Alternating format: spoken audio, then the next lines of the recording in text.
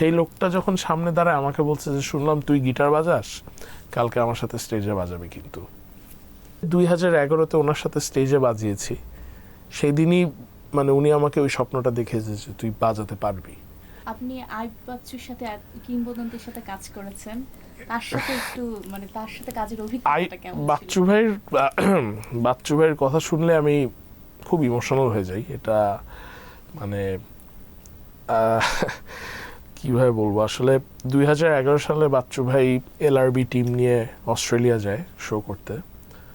তো আমার খুব পছন্দের একজন মানুষ এবং সে বাংলাদেশেও বেশ নাম করা, নিয়াজ আহমেদ অংশু। উনি অসম্ভব নাম করা একজন লিরিসিস্ট এবং অনেকে হয়তো এটাও জানে না, উনি খুব সুন্দর গ্রাফিক ডিজাইনের কাজ করে। সো 90s-এর মেজরিটি যতগুলা অ্যালবাম এসেছে, সিডির যে পোস্টারগুলি, এটা ওনার ডিজাইন করা। আর বাচ্চু ভাইয়ের গুলি তো অবশ্যই। তো অংশু ভাইকে আমি ফোন দিয়ে বললাম যে অংশু ভাই এরকম এলআরবি আসতেছে, বাচ্চু ভাই আসতেছে, আমার তো টিকিট লাগবে, আমি শো দেখবো, সাথে আমার ফ্রেন্ডরাও যাবে। তো অংশু ভাই বললো যে আচ্ছা তোমার ফ্রেন্ডদের টিকিট আমি পাঠাই দিচ্ছি, আর তোমার টিকিটটা আমার কাছে আছে, তুমি চিন্তা করো না।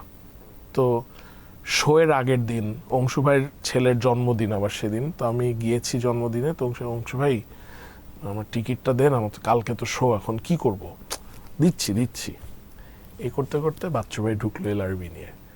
তো বাচ্চু ভাইকে দেখে মানে বিশ্বাস করতে কষ্ট হচ্ছে যে এই লোকটা আমার সামনে, মানে বাংলাদেশের 16 কোটি 17 কোটি মানুষকে মাতানো একটা লোক আমার সামনে দাঁড়ায় আছে।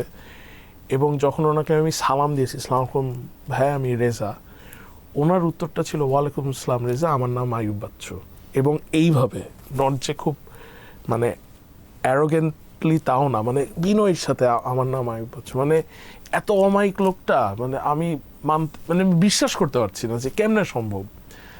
তো তখন যে ভাইয়া আমি তো আপনার বিশাল বড় ফ্যান, আমি আর কি বলবো, মানে এই লোকটাকে আসলে মানে প্রেজ করেও আসলে এনাফ না, লোকটা আমাদের জন্য যা করেছে। কারণ আমি মনে করি বাচ্চু ভাই সেই মানুষ যে কিনা একটা গ্রামের ছেলেও বাচ্চু ভাইকে দেখে স্বপ্ন দেখে যে আমি একদিন গিটার বাজাবো। সিঙ্গার সবাই আছে বাংলাদেশে, সিঙ্গারের জন্য রোল মডেল আমাদের প্রচুর আছে, কিন্তু বাচ্চু ভাই হচ্ছে সেই লোকটা যাকে দেখে গ্রাম থেকে একটা ছেলে বলতে পারবে যে আমি একদিন আইয়ুব বাচ্চুর মতন গিটার বাজাবো। তো সেই লোকটা যখন সামনে দাঁড়ায় আমাকে বলছে যে শুনলাম তুই গিটার বাজাস, কালকে আমার সাথে স্টেজে বাজাবে। কিন্তু এটার পর আসলে, এবং উনি চলে যাওয়ার পর আসলে আমি মানে লিটারালি ডিপ্রেশনে চলে গেছিলাম, বিকজ আমি অস্ট্রেলিয়ায়, উনি দেশে যখন, এবং ওই সময় আমাদের আরেকজন শ্রদ্ধেয় শিল্পী মাকসুদ ভাই, মাকসুদও ঢাকার ফিডব্যাকের, উনি তখন মেলবোর্নে গেছিল শো করতে, এবং ওনার সাথে আমার তখন আমরা স্টেজে বাজাবো তার ঠিক আগের দিন শুনতে পারি এরকম বাচ্চু ভাই নাই আমাদের মাঝে। তো মাকসুদ ভাই তো ভেঙে পড়লোই, মানে আমরা শোটা আসলে মাকসুদ ভাই করবে নাকি শিওর ছিলাম না। তো বাচ্চু ভাইয়েরই ফেমাস কথা শো মাস্ট গো অন। তো মানে ওনার সাথে ওই স্টেজ, এবং ওই যে 2011-তে ওনার সাথে স্টেজে বাজিয়েছি, সেই দিনই মানে উনি আমাকে ওই স্বপ্নটা দেখিয়েছে যে তুই বাজাতে পারবি। তো আমার অ্যাকচুয়ালি এই অ্যালবামটা বাচ্চু ভাইকে ডেডিকেট করা, ওনাকে আমি ডেডিকেট করেছি অ্যালবামটা। কারণ দারুণ একটা অভিজ্ঞতা।